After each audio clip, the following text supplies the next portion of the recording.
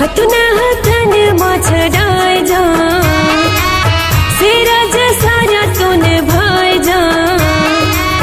हथुना हथन मछड़ाए जा सिराज सारा तूने भाई जा डोरी लगी हो तुझे ओ तेरी पहजा परावा न खिलाए जा ओकड़े पको न थी जा